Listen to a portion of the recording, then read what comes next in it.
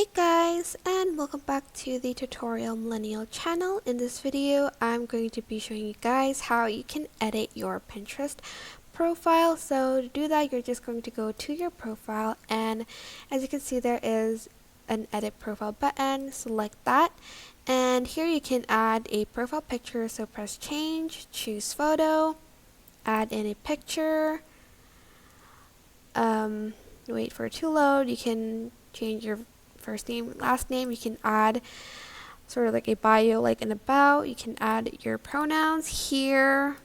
You can add website, and you can even change your username, I think. But that is basically it. I hope this tutorial was helpful. Sorry. I hope this tutorial was helpful for you guys. Don't forget to like, comment, share, and also subscribe to this channel if you haven't done that. If you have any questions, just leave it in the comment section down below, and I will try my best to answer them all. Thank you so much for watching. Bye!